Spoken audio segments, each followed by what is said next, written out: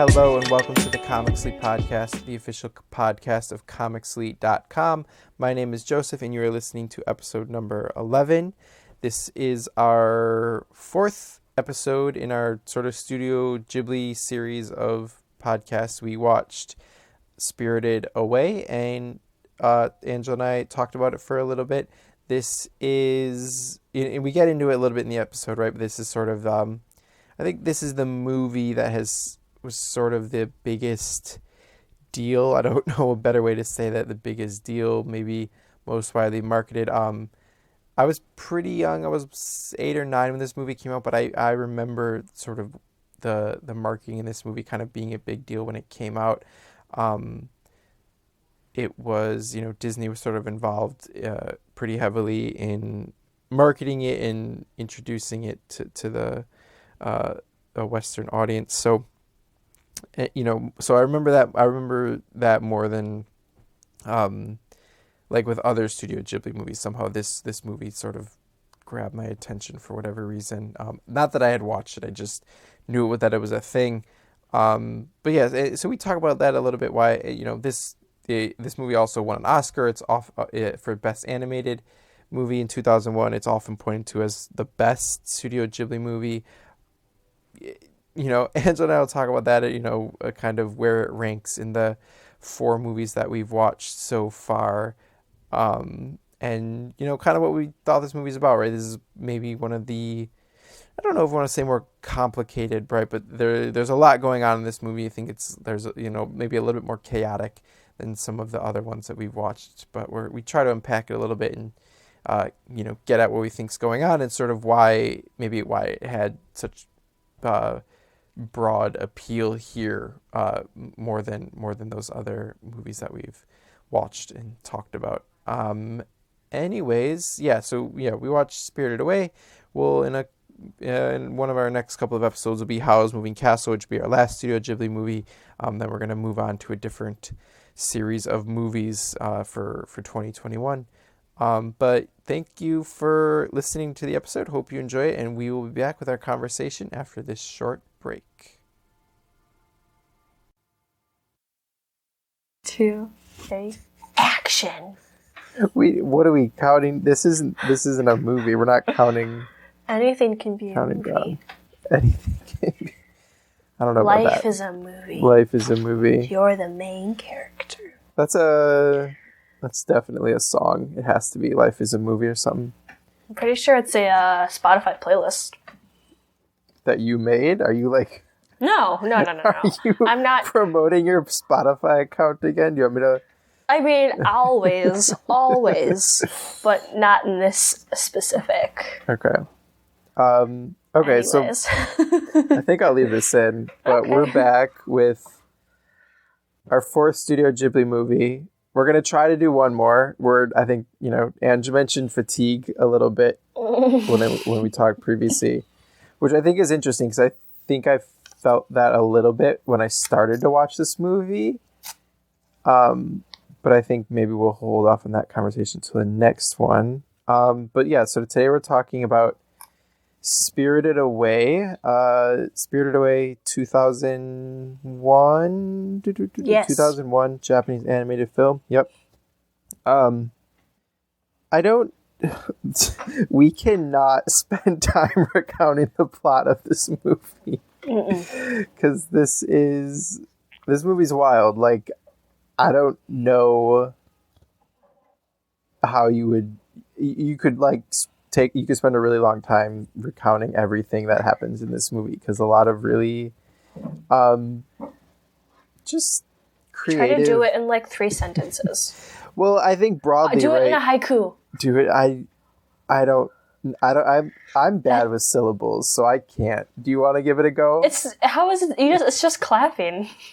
Okay. Oh, I'm not going to do that. I can't do the 575, right? I think it's 575. Okay, you talk. I'm going to think about it. Okay, well, if I get 3 sentences, broadly, right, a young girl and her parents they get lost in the woods and discover an abandoned an abandoned theme park. The parents sort of get sucked in. The parents and the girl get sucked into this like magical spirit world, and the parents get turned into pigs, and so the girl has to figure out how to turn her parents back into people and escape this theme park / spirit world place with them. I think. Ooh, okay, I figured it out. Senses. Okay, give us your haiku. Okay. I know that it's severely boiling it down. The plot is very elaborate, so sorry, don't come at me. Okay, parents are pigs now. Girl is like, what the heck? Help. Adventures occur. That's pretty good, to be honest. That's pretty good, to be honest. Maybe, yeah, maybe something's lost in there, but I think that's pretty good. Right, but so, like, another Studio Ghibli movie about, like, children sort of, very much focused on children, right? This, and sort of the process of growing up or children starting to become, figuring out who they are.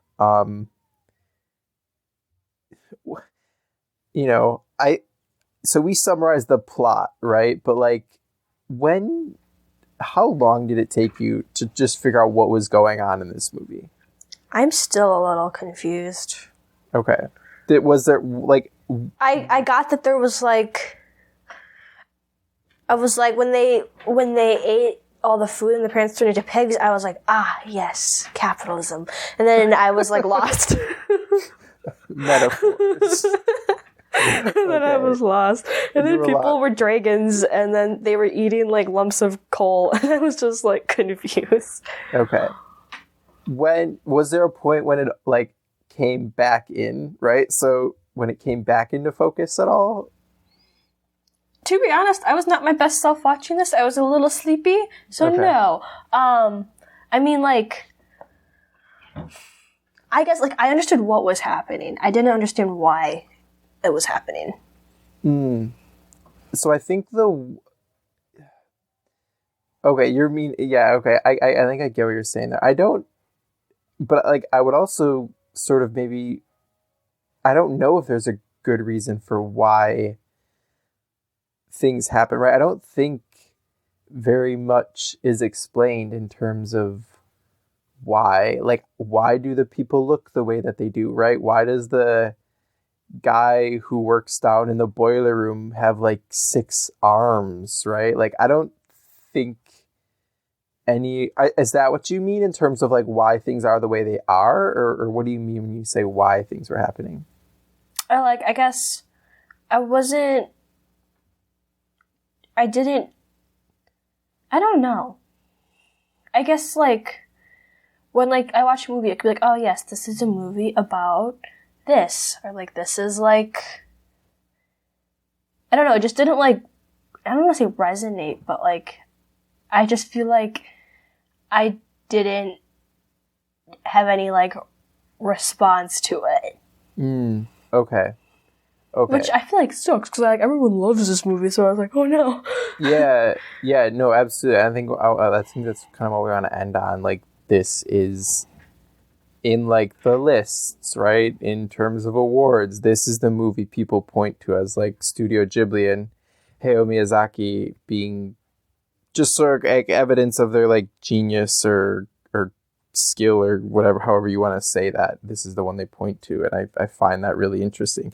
As you know, admittedly, as someone who's seen 4 Studio Ghibli movies, right? Like, in no means an expert, but just like sort of an outside observer, I do think that's interesting. All right, so I was very, I guess I think we're getting at the same thing. I don't know. You don't know, like, why does the, like, nice looking boy that seems helpful, like, turn into a dragon? Or why why does everyone look like a duck?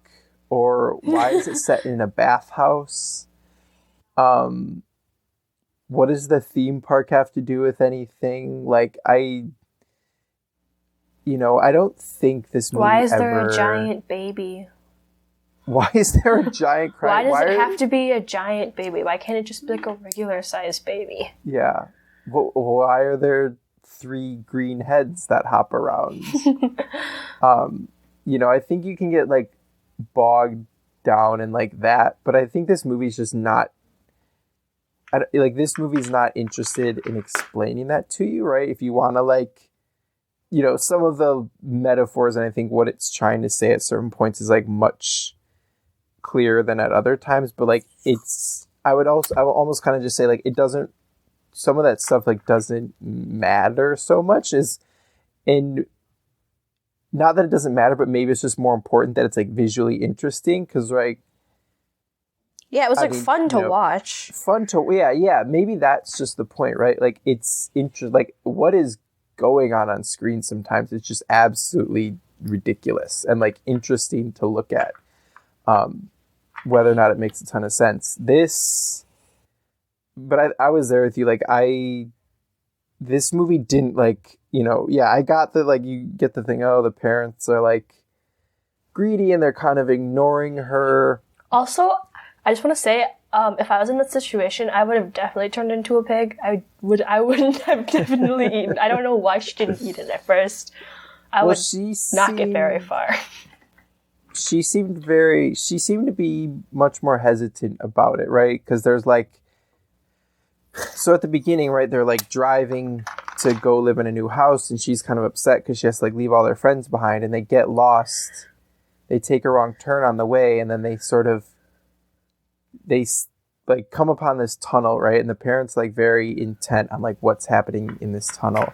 Mm-hmm. And I was reading a little bit of something that like it seems there's like a couple, neither of us read Japanese, but there's like some Japanese characters on like the archway and on like a sign that mm-hmm. indicating that they're entering sort of like a cursed or a bitter or a sort of backwards place. Like mm-hmm. I think over the arch it said the Japanese letters are backwards, indicating that they're sort of entering some sort of weird space, right? And it's like in the movie, right, I think it says like she sort of notices that, but her parents don't, right? So she seems mm-hmm. like be picking up on these signs that they don't, right? And then they like wander in this weird theme park and they start like eating all this food, and then they turn into pigs, and we learn that capitalism is bad, which it is. I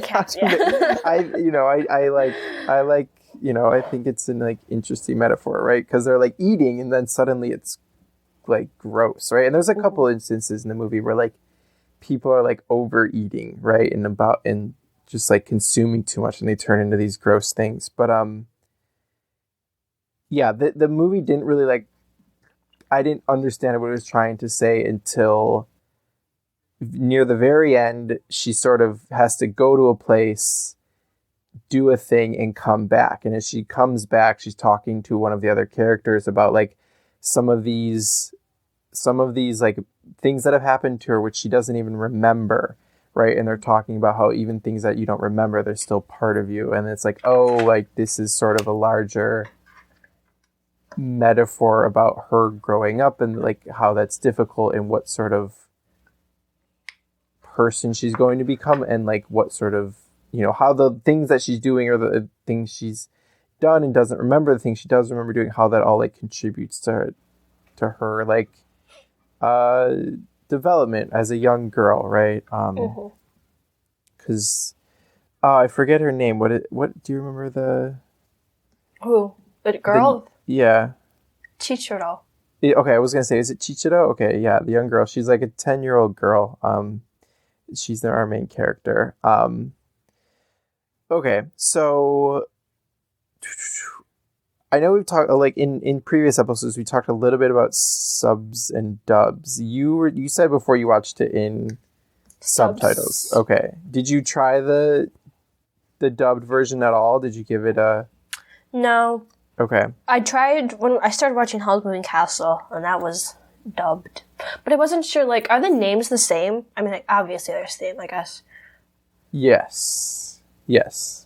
That's good. Yeah. That's why I was hesitant to watch it in dub. So I wasn't sure if they, like, made it, like, a white person name, and then you wouldn't know who I was talking about. Like, oh, yeah, no. Sarah. Yeah. So I started watching it with the dub, and I didn't I just hit play on HBO Max, and it started in the dub, and I didn't notice for like 15 minutes that I was watching dub. I was like, oh You wait, thought you could just understand Japanese suddenly? well, no, it just like because I did that. I did that with Princess Mononoke, and I got like 5 minutes in, and I was like, this is weird. The voices, the way that the voices sound is not matching like what's going on the screen so much. And I heard a really good thing the other day. They were talking about anime, but they described it really well with like the issue isn't so much maybe the translation as much. Sometimes that is an issue, right? Changing names to like westernize it or like make it more appealing to Western audiences, right? That sometimes is an issue, but like oftentimes it's like the voice articulation, and even though they're like saying the same words and those words they've figured like they've matched the meaning, right? Like the way the tone or the inflection or even just the way their mouth is moving doesn't convey the same emotions as the words are trying to tell you that they're conveying, right?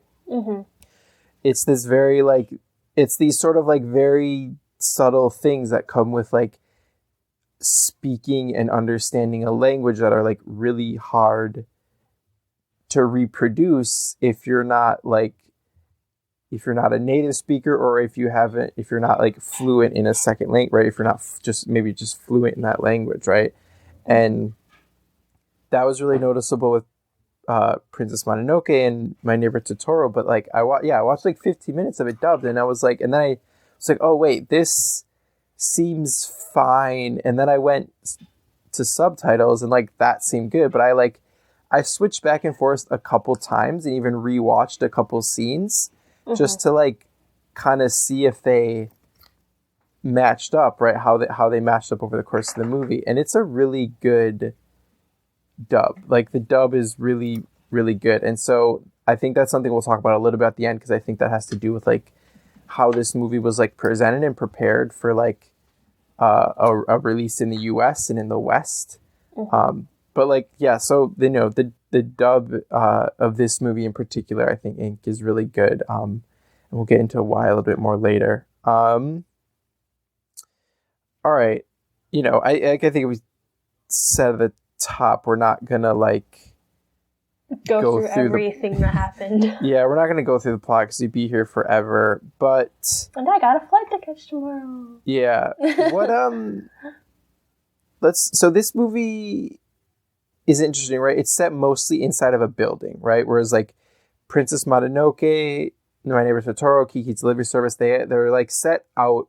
Kiki's Delivery Service set in a city, but like she's in the sky, right? She's flying. You're like, you get these big sweeping shots of the sky and these like wide open spaces. Same with Princess Mononoke and like My Neighbor Totoro, right? Very natural settings. How did you feel about like the animation, which was right where it was like centered around these like built environments, right? Like around like buildings and machinery and like vehicles and like lots of people in a space, right? How did you like, I don't know, what did you think about that? Like, did you notice it, or did I don't know. Yeah, I definitely didn't feel like as like relaxing, as like My Neighbor Totoro, like, because that was all like in the countryside and stuff. But then like the scenes when the scene where No Face, Chichiro, and then the white dude, when they were on like the boat, that like kind of iconic scene, like that was like, I really liked that scene because it was like, sort of like a break, and it was just like them just like vibing. They're on the boat, or not a boat, the train. Oh, the train. Yeah. When they're just sitting there with those like shadows. Yeah, that's a good one. Yeah, I felt like there was like a lot of like contrast between like scenes like that, or like when what's his name, Haku, the dragon. Yeah, I think when it's he Haku. was like in the sky. Yeah, I think I like those, like I like that those better than like when it was more like there was more stuff going on. Yeah, I don't think it wasn't bad when it was it wasn't in the bad. bathhouse, but it's yeah. I think you're right. I think I've found because we've talked in those previous episodes, right? How like in My Neighbor Totoro, right? Like some of those scenes are just like freeze it, that's like a painting, and I want to put that on my wall. It's so beautiful to look at, right? Like nothing. While there's like visually interesting stuff in the bathhouse, right? Like there wasn't anything I was like, this is amazing. Like I want to, like I was never a point where I was like, I want to pause the screen and stare at this because this is like really cool to look at, right? It was just like it. I don't want to say it felt a little bit more conventional, but it just was like maybe a little bit closer to animated movies I've seen before, right? Like really busy, lots of stuff going on, and there wasn't a scene that I was like, this is utterly beautiful, right? And but I think like I think that picture, or I think that image of them sitting on the seat on the train, because I didn't know where I'd seen that before, but I didn't know what it was from. Like I'd seen the No Face before. I'd seen that like mask, and I didn't know what that was from. So I was like able to figure that out. But and okay, so I agree. I think that the train looks really good. I thought this like there wasn't anything in the swamp that was like great, but I thought like that was probably some of the better looking stuff in the movie for me when they got away from the bathhouse and moved into a more natural setting. I liked how that looked a lot better. And I think that'll maybe be interesting to look at in Howl's Moving Castle, which is also like set in a city and around like more built environments. Yeah, I watched half of it. Yeah. Have you watched it yet? I watched the first like 15 minutes and I saw that there's like a big mechanical castle and I was like, oh, okay. How are they going to handle this? Like, is this, how is this going to look? So I think we can come back to that, right? But yeah, I think, they handle those like natural environments so well. And I guess I was a little bit disappointed that we didn't get more of this in this movie. All right. So you mentioned like, right, the parents, right, we get these ideas, right? The parents, they,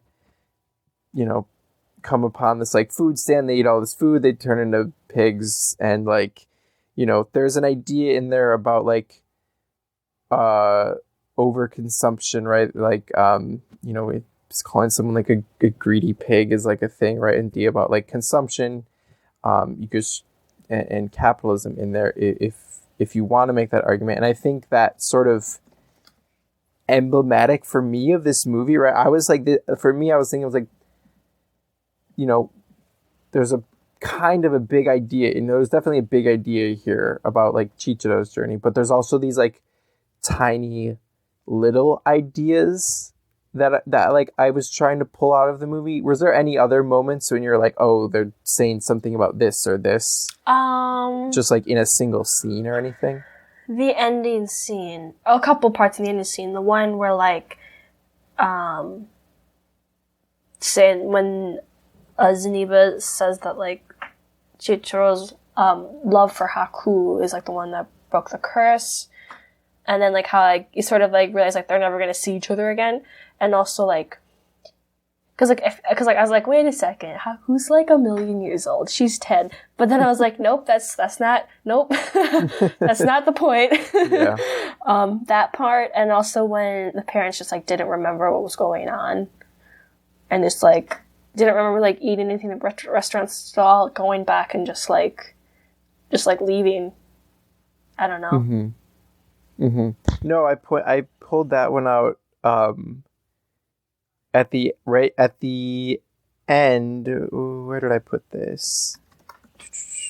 I pulled that one out at the end, right? When she's staring at the like tunnel, right? Because he told her like you can't look back until you get out of the tunnel, right? And she doesn't look back, and she still remembers what's going on, right? But she looks back, and it's just like it's a tunnel, right? That's all it is, and it's like her parents don't remember. They don't, right? I like the little detail when they come back and the like everything's overgrown and the car is kind of the forest has kind of like encroached on the car, and I think they left the windows open, and there's like a bunch of like stuff in the car. I thought that was a really good little detail to like show that time had passed. And I was wondering like, oh, maybe years have passed.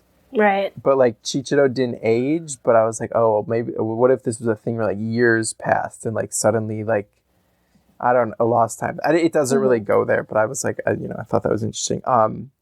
But I think there's something in there when she's looking back, right? And like, she's never going to be able to explain what happened to her parents, right? Like, it's like, what, she like rescued a magical river dragon and like from a witch and a giant baby. And like, it's even hard for us to explain. Like, she's going to have this memory of this thing that happened to her, and she can never share it with the two like most important adults in her life, right? And I think there's something in there about like that's a thing that happens in childhood a lot, I think, right? When you're like a little kid, like just because things are so much more intense when you're a child, and I think you experience things and process things so intensely, right? And you don't have like the words to explain that to adults, or just sort of like you understand, or like that they don't really care to hear it, or they just can't understand it the way you do. And so it's like it's this thing that just is yours and you have to hold on to, and you can't share. And there's something really like isolating about that feeling, right? Of not being able to share that really intense memory. So I think you're absolutely right. It's it's like, it gave me like when in Lion Witch of the Wardrobe, when like they couldn't talk about it or whatever. Well, at the very end. Yeah. Yeah. Or, yeah. Just sort of like coming back from like an adventure, just being like, well, that's just like between like me, I guess. Yeah, no, I think that's a perfect example. Yeah, it's just the thing. It's just yours, right? And yeah, that's a really good example. Couple other things I pulled out. The like river god one, right? So this big like. At one point, it's a bathhouse, right? And it's a bathhouse for like spirits, right? She's sort of in this like liminal space, and they are like, oh, it's a sludge monster, and it's this whole thing about like, how do you clean a sludge monster, which is a pretty good question, because it just seems to get the water. It keeps getting the water dirty, but then Chichiro gets this idea that something's wrong, so she like goes in and almost like. It's like pulling a cork out of a bottle, or like a stopper out of something, and then like the water leaks out, right? She like pulls something out of the sludge monster, and then like all of this like there's like bike parts and old car parts and just trash. It all sort of some like flowing out of this sludge monster, and then it's revealed that the sludge monster was actually a river monster that had become polluted, right, and sort of needed to be cleansed, right? So, you don't even have to like read into it too much, right, about pollution and how people are affecting the environment, right, and sort of the like extremely negative effect that we can have on our environment, right, if it's not like taken care of, right, and so something in there. Another one I liked is when they sort of explained what the no face was, right? So there's all throughout the earth, through the first half of this movie, there's like this black shadow with this weird sort of odd looking mask that's, it seems like only Chichiro can see it initially. I'm not sure if it keeps like fading in and fading out. And she seems to be the only one that sees it. And then someone explains to her, I forget who, that it's a no face, right? And that no faces are extremely lonely. And one of the things that we see is she sort of brings the no face into the building and sort of starts taking care of it, just not even taking care of it. She's the only one that pays attention to it, right? Yeah. And that sort of seems to like embolden it, right? And then it starts like eating people and starts like eating things, right? And it's it's kind of funny. And it has a very weird voice, or at least I think that's when I don't know if I heard it when I was watching the subtitles version, but the English voice acting for it was like it was this very weird, like high pitched voice that didn't quite seem to match the like visual, or was at least not what I was expecting, but it was fine. It was fine. It was fine, but I think there's an interesting idea where like I think loneliness can kind of be, it can consume you, but it can also, when you put someone, it can also sort of be this thing that is like destructive and consumes the relationships that you do have in your life and turns those into like negative things, right? If you're like, he has this relationship with Chichiro, but suddenly he's trying to like, the no face gets this attention and he just keeps taking it in and taking it in and taking it in, and he wants to like, I don't know if it's a thing where he wants to like be better or like prove something, but it's taking in everything. And maybe it's not a big one, but it's just how loneliness like consumes the person feeling it, or it can, and consumes the people who like are around it and interact with it. What else do we get in here?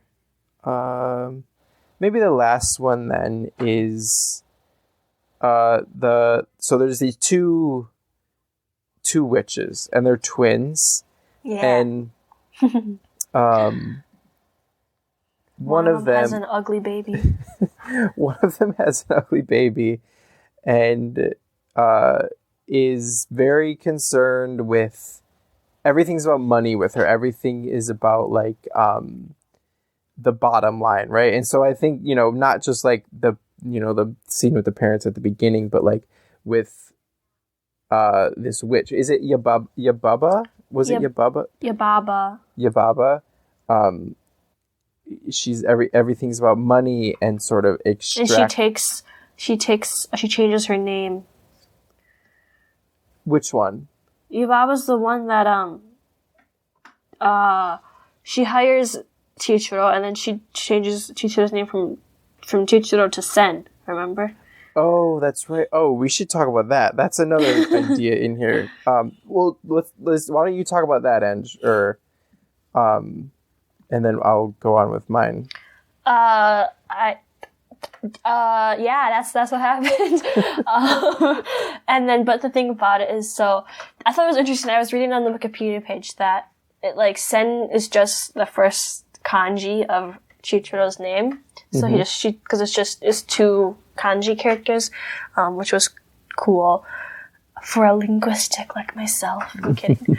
But then Haku tells Chichiro that like if you forget your name, you can't leave the spirit world, and he forgot his name, which is like, he's like, don't do what I did. And like she does start to forget, but like obviously she remembers because she left. Yeah, and at the end she helps him remember his name. Yeah. I forget what his full name is. Me too.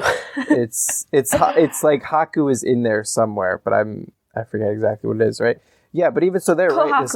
Kohaku, yes, okay. But even in that, right, there's this idea about like something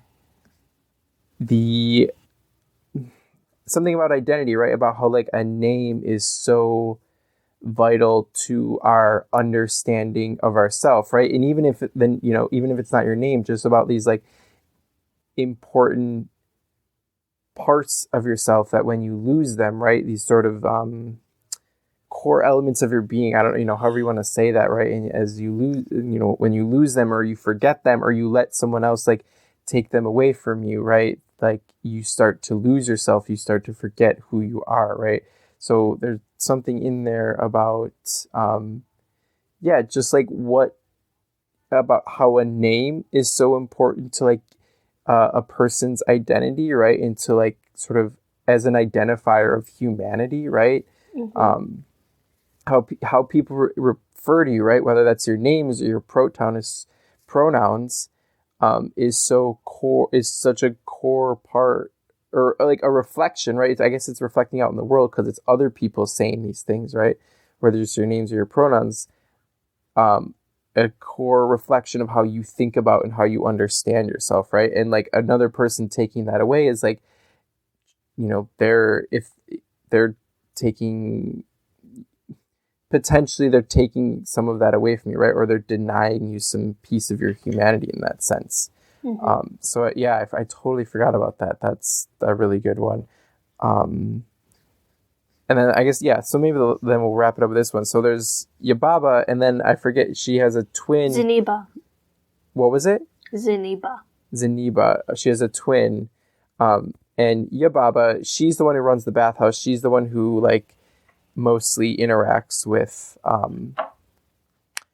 Chichiro and Sen, right? She's, but she seems like all concerned about money. She's all about like how efficient is the bathhouse running. There's at one point when the guy this is near the beginning of the movie, the guy who runs the boiler is like, I'm a slave to the boiler, right? He doesn't say like, I'm a slave to Yababa or I'm a slave to the bathhouse, right? He says, I'm a slave to the boiler, right? And I think that's interesting that he says that, right? Because I think kind of littered throughout this movie is all of these, I don't know if they're fears or just sort of concerns. I think you can debate the strength of them, of like how money, right, capitalism, how money and industrialization and like people's like growing not concern, but like our growing obsession with like material things is affecting the way that people live, right? Like that guy's whole life is making sure the boiler runs smooth, right? Yababa's whole life is making sure she earns as much money as possible, right? Everyone in the bathhouse is concerned with, at one point there's like this character who's like giving out gold, right? They're concerned with like getting as much money or as many valuable things as they can, right? So there's all these little scenes throughout the movie where just showing how like materialism focused on earning money, capitalism like is having all these like really negative effects and sort of just like putting people into like affecting their lives in like very negative ways. Probably just the simplest way to say it.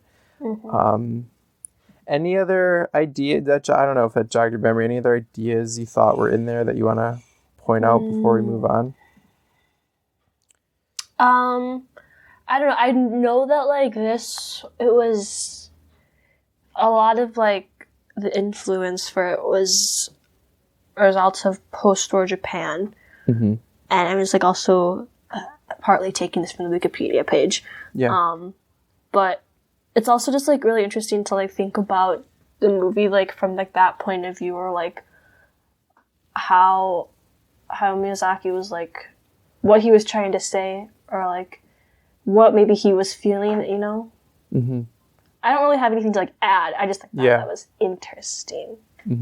But how Japan responded in terms of how it had to rebuild after World War II was something that influenced, and it was sort of and it was like maybe like this is a stretch, but like sort of like if you look at like old Japan before the war, post Japan after the war, sort of like not that like Japan like lost its identity after the war or anything, but like it definitely changed, right? And sort of maybe seen specifically with like the name thing, like don't forget your name, don't forget like your identity.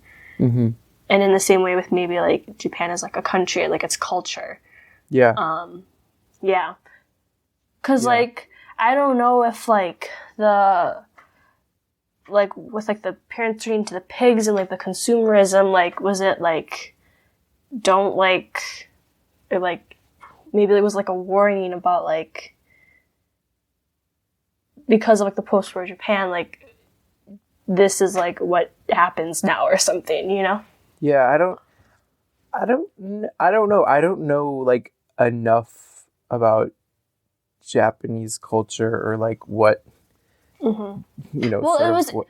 it was also interesting because I was looking, and so like the car that Chichiro's parents were driving was like an Audi, which I'm pretty sure is like imported in Japan, and like they were wearing like not like American clothes, but like No, but when that first scene would like reminded me the way that like she had these like shoes that were slightly too big and her like clothes were a little bit too big for her. And it reminded me of have you ever seen the Nickelodeon show Recess? No. Oh, it was this Nickelodeon show from like the late 2000s, like early 2010s, and it like the way that she was dressed in that scene was like, oh, like very much how these like kids in Recess dressed, right? Which is an American cartoon set in like some random school. So are you trying to? I didn't mean to cut you off. You're trying to say like there's like these Western influences. Yeah. Like okay. Yeah. Okay. No, I think you're absolutely. I would say that like absolutely has to be part of it, right? I think. I guess this is what I was saying when I don't know enough about the culture of Japan, but like there was a time when I know Japan was like very much more isolationist, just in their stance towards how they interacted with the rest of the world than they are now, versus like the way that like Nintendo or like so like all these like technology, right? Nintendo, Sony, Mitsubishi, all of these like they export their goods and services all over the world, right? And I don't know if that's post-war. I don't know if that's something like that was a process in the 20th century and took off in the like with the sort of tech boom in the 80s and the 90s. But I know that like I don't know like how a Japanese person or Japanese people think about it, but just like a fear that there is that like Western influence, right? Because as much as they're sending culture out, right, they're also receiving a lot of like culture from North America and Europe and all of that. And how is that like changing or affecting or like diminishing the really strong culture that they have, right? Which is interesting. So we're doing the Studio Ghibli movies, and we started, right? We talked with like A Tale for the Time Being, that book that we read, and I'm just wondering, like, I think there's something of that in there too, right? With like, I don't know, maybe not. I know that, right? There's like a little bit of talk in there about like a lost generation in Japan around like the tech bubble in the 80s. But I don't know. Now I'm like, oh, I should go read that book again, but that'll have to wait. Do I still have it? No, I think you said to. I can't see my books right now, so I'm not sure. You might have it. Anyways. Okay. So so you got into some of those little ideas, and then I think overarching all of that, I think this is another movie about children growing up in that process, right? And I think like I explained that moment earlier, like when she's talking about she's riding what's Kohaku? She's Kohaku, the dragon. She finds out at the end of the movie that he's a river dragon, right? And it should have twigged for me the first time, because the sludge monster turns into a river dragon, and it's like this silvery long white. It's a little bit more snake like, that's traditionally how Japanese dragons have been represented, right? They're not sort of big things with two wings like you see in more like European and Western mythology. They're like long, they're kind of like snake like, but the one that she like cleansed, or the one that the sludge monster, she like cleaned it, at one point she sees Kohaku and they look exactly like the same, and that's when I should have been like, I had an idea at that point. I was like, oh, is Kohaku like? But then I didn't really get it until the very end that he's actually a river dragon. But so he's like flying her back to sort of wrap up the movie. She's going to go free her parents. And she has this memory of nearly drowning in a river. And, sort of talking with him and being around him sort of brings it out of her. And there's that thing that she, mentions about how like even those memories that you don't, even a memory that, or it's an event that happened to you that you don't remember, it's still part of you, it still affects you. Right. And so I guess, and we talk about all these little things that happen to Chichiro throughout the movie, right? She has to deal with Yababa and she has to like clean the sludge monster. She has to like get and work and keep a job, right? So like I think broadly, right, it's just about this process of like growing up in all of those little things that you remember or you don't remember that are difficult, that are like enjoyable, the people that you meet, right? All those little things that like add up to the person that you become. And I guess it's a mix of so many random things. You don't really, she's a young girl, right? She's still a 10-year-old girl at the end of the movie. Like you don't know what's going to happen to her in the end, but like she carries all of this with her as she moves forward. Which is, it is a nice message, very odd way to get there. But it is a nice message. I think that kind of brings us to the end. Is there anything else you want to talk about? The music is really good. Did you what'd you think about the music? The music's always good. I thought this was... I think my favorite still is My Neighbor Totoro. Yes. I would say this was probably number 2 for me, though. After My Neighbor Totoro. I think I like this better than Kiki's. And I don't know, man. I was listening to a little bit of Hall's Moving Castle, and I like that. The little bit I listened to. Okay. All right. No, now I'm excited. Okay. Yeah. Music's really good. And then something that this movie does, right? And I think this is still one of the things that really sets it apart from like Pixar, Disney, DreamWorks stuff, is just even in the sort of chaos of what's going on the screen and what in this movie, there are still so many moments where characters are just like completely still and completely silent, right? So you mentioned that moment on the train. Yeah. I think there's like another moment when she's like looking at the water, right? There's a couple moments in the beginning when she's just like, they're looking at like the tunnel and they're looking at the old theme park. This movie it's such a weird, wild movie. It finds time for the characters to just sit with what is going on and for us to just look at what's going on. And those moments are still really nice. I still really appreciate those. And I'm glad they still found them in here. Okay, I don't know if we're going to get to an answer with this question, but like, we're going to, just a little bit of context. Spirited Away is the only Studio Ghibli movie that has won a Best Animation, like Best Animated Movie at the Oscars. So it won the 2001 Best Animated Movie Award.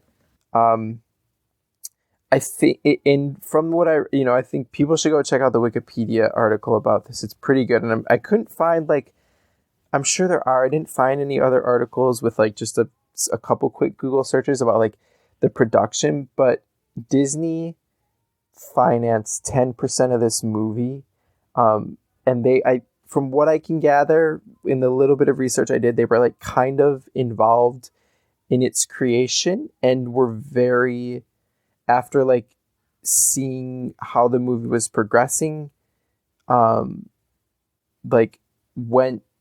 put a lot of money into doing a good dub of the movie, like hired really good voice actors.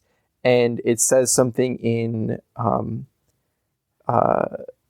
Wikipedia article about how they like hired 2 people just to adapt the script so that the English words matched the way that the mouths on the characters moved, right? Because like it was animated for characters speaking Japanese, right? And so they hired these two people to match the way that the mouths move with the English words, and then they hired these really good voice actors to deliver the dialogue. And I don't think that's something they had done for movies previously, right? So they put a lot of movie in this dub. They like financed 10% of it. They were like kind of involved a little bit in its creation, I think. And so the thing that I'm wondering, and I don't think either of us know enough to answer, but like, why is this the movie that people are like, that's the best one, right? Why is that the one that won the Academy Award? Like, do you have any ideas about why that might be? I don't know. I feel like the movie has like a lot to unpack, and like I feel like it's a movie that you could like watch over and over and like find something else, or like it could mean something else to you. And maybe like, I mean, that's like a cool thing, you know, to like have a movie like that. Do you because like I would have to watch it over again. I feel like I'm kind of like maybe interested in also like watching the dubbed version. Maybe like I would understand it better. Yeah. Is this the first? Because we talked about that a little bit. Like Princess Mononoke I might want to watch again. I don't know. Like I really enjoyed No Neighbor Totoro. I don't know if I want to watch it again. Do you think this movie has more like rewatchability than those other ones? I think it does. I would watch this one over, mainly because it's like I know that like so many people like it, and like it means so much like a lot of people that like, and also like I know that like I watched it, like I don't think I got everything out of it that I could have got. But yeah, I would rewatch this one again. I'd also rewatch My Neighbor Totoro because it was just cute and I liked it. Yeah. I think that's a good point. I didn't think about that. Like the fact that there is so much in there. I think for me, I think I like My Neighbor Totoro better though. I think they're kind of about similar things, right? They go about in a very different way, but I think they're about similar things, right? In both of them, you have these like, in My Neighbor Totoro, you have like two girls, like, right? One of them's younger and maybe a little bit more for her, but you have these two, like, you know, young girls in both cases, sort of entering this sort of magical, like, in My Neighbor Totoro, it's more magical, and here it's more of like entering a spirit world, right? But like My Neighbor Totoro, she's, you know, in the forest, right? She finds this like magical creature who sort of shows up with her, like appears to her, like, you know, is sort of there for her in like a little bit of a difficult time in her life when she's missing her mother, right? So, you know, those girls definitely aren't going through as like, they're going through a journey, right? They're missing their mom. They're trying to like figure out they're in a new school, right? They also just moved to the country, right? To a new house with their dad. They're like trying to, I guess they're kind of learning like what growing up kind of by themselves is a little bit. And so I think there's like a lot of similarities. And I don't know if it was just the like niceness. I don't know if it was just the fact that like I understood My Neighbor Totoro like a little bit better initially, I felt, but I think I prefer that movie. Like, do you think it's a fair? Do you think it's a fair comparison to say like they're kind of similar movies, or do you see them as like very different? I see what you're saying, but I have to say that they're different. Okay. All right. I'll have to think about. Maybe I'll have to watch Totoro again, and think about that a little bit more. Get it. Yeah. Okay. Like, well, can you elaborate that on a little bit, or like where do you see like the major difference? Not so much in the like what's happening in the movie, but just like what it's about a little bit more, like thematically. They have the same suit guys, right? The same suit guy. The little suit, little pieces of coal with yes, they do. Yes, absolutely. Yeah.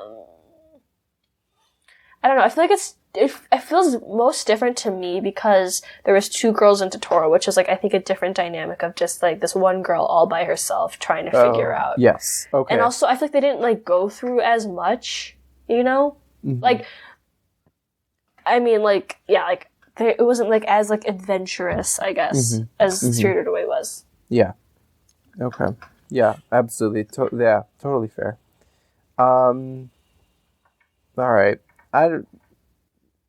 If you were going to tell someone to go watch a Studio Ghibli movie and you had to pick one of the 4 that we've watched, it's Totoro. Okay. Yeah. I think I would do the same. Like, I think that's still the one for me. All right. I think that is where we will wrap that up. We're going to take a short break and come back with what we've been enjoying this week. We'll see you in a second.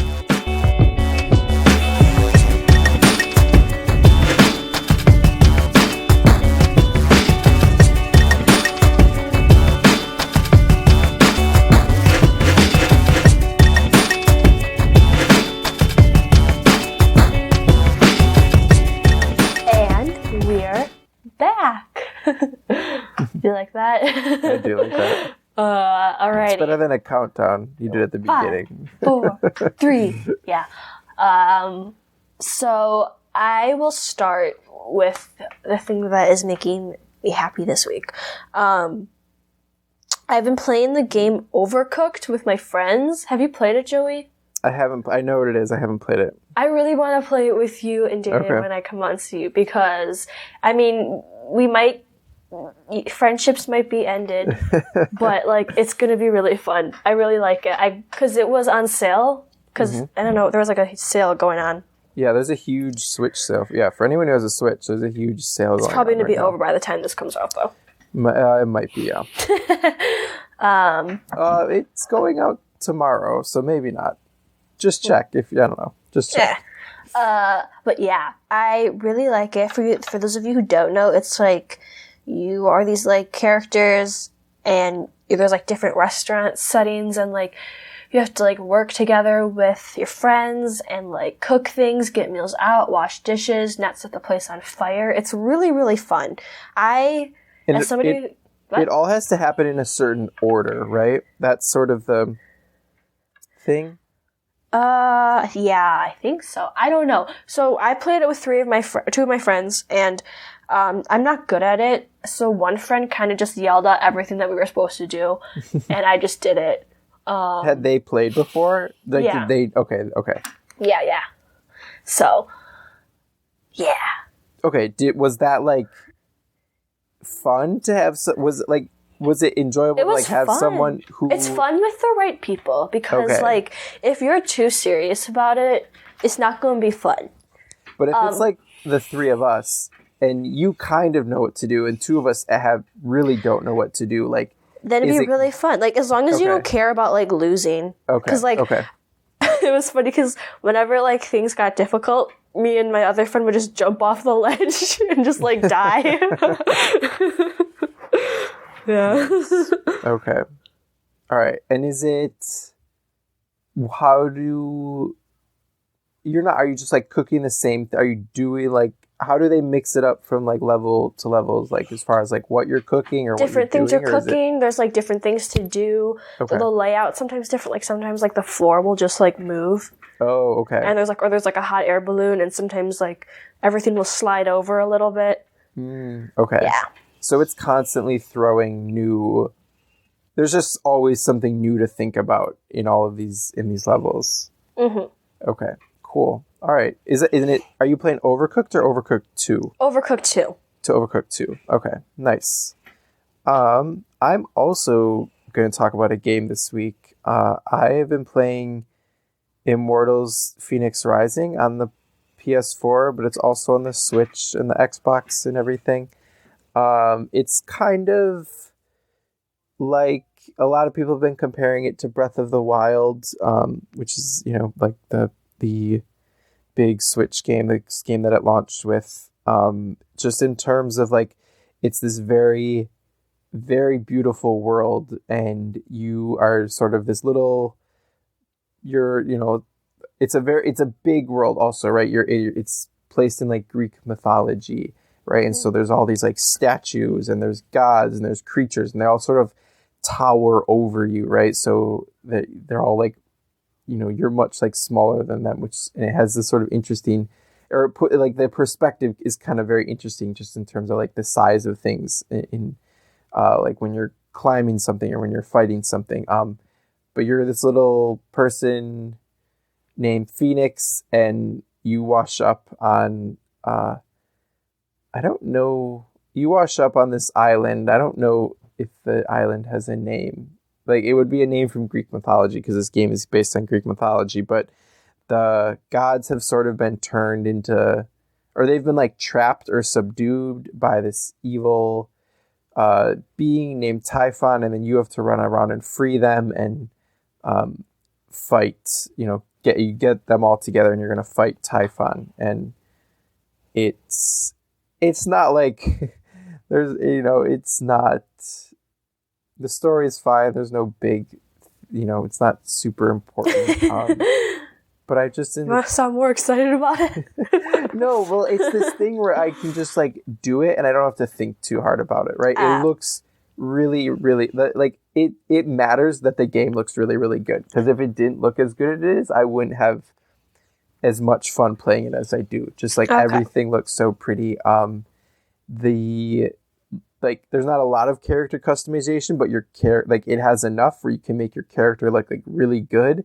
And like it has a ton of cool outfits. Like you open up, you're running around and you're doing like there's slide puzzles, right? They call them I forget what they call them, but you like run across a temple. There's a slide puzzle, so you have to like push all the pieces around and make like an image from Greek mythology. Or there's you have like Hermes challenges where you have to like run from one place to the other place and like over these obstacles and really quickly. Or like there's like I don't know if they call them Odysseus challenge, where it's like these like bow and arrow competitions, right? So there's like all of these tiny little things that you're constantly doing, and the movement feels pretty good. Like the movement feels good. You have these like the flying feels really good. You have like a set of wings and you do like this double jump and you can soar, and so all of that feels good. Then there's all these little things that take like 5 minutes to do, and they're all like just interesting enough to get you from one little thing to the next.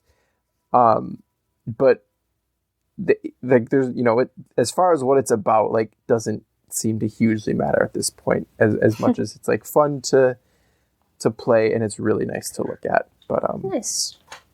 Yeah, maybe I'll have you check it out when you because I don't know if you're like, you don't tend to like open world games so much, but I kind of want to see. There's just too many options. Yeah. Okay. No. That's I feel you with that. I have been playing for like 20 hours, and but it is just a thing where it's like when I don't want to think about anything else, this is what I do. But yeah, I get what you're saying with that. Okay. Well, that wraps us up for this week. Thank you everyone for listening. Did we get any comments yet? We haven't gotten any comments yet. Come on, Mom. I don't know if she knows how to put comments on. Well, you can show her. That is not organic, though. No, it's not. When we get our first, so you can rate and review us on like Apple Podcasts or Spotify. Do they do reviews on Spotify? I've never seen any reviews on Spotify. Okay, well, maybe not on Spotify. Apple Podcasts. If your podcast app lets you do that, you can do it there. You can send a message to us. You can send us an email at... we have an email? We have an email, yeah. podcast@comicsly.com. That's comicsly.com, comicsly.com. podcast@comicsly.com. You can follow Angela on Instagram at glow.angela. You can follow me on Twitter at Joey Glowacki, JoeyGlowacky. And then all the music you heard on this episode is the song Something Elated by the band Broke for Free. You can find their music on the Free Music Archive. We're going to be back next week with a sort of some end of year, like, what did we enjoy? What didn't we enjoy? How did stuff to wrap up the end of the year, and then I think we're gonna have our next episode be Howl's Moving Castle, which will be our last Studio Ghibli movie, and then I don't know what's after that, but we'll definitely have an episode. We'll think of something. All right. Thanks for listening, everyone. Bye. Bye.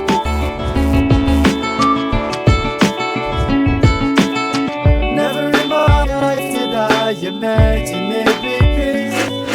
Never in my life did I imagine it